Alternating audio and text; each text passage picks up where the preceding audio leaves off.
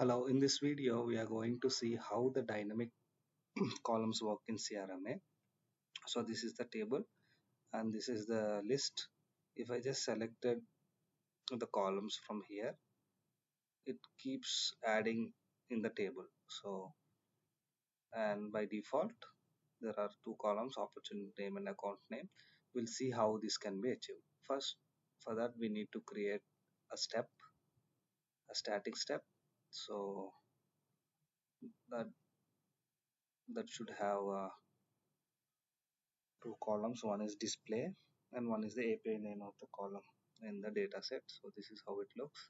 So once I get created, I'll just go and create a table with some one or two columns, and then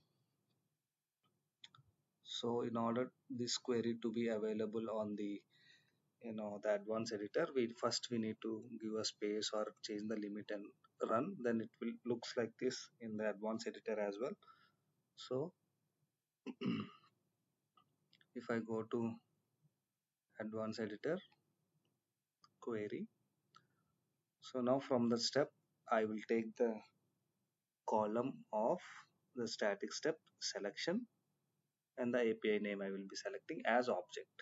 So if I just select like this, it keeps coming adding those things. So for that, selecting, choosing the data column,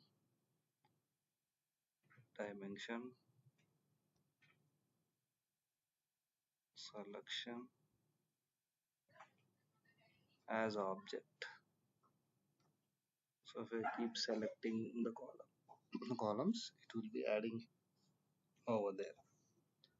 So yeah, this is how it looks.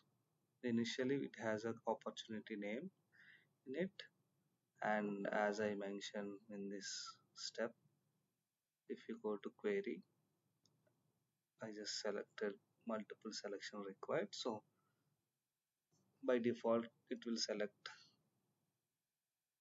first column, so account name will always be visible. So if you don't want, you can just select something and you can deselect the other ones.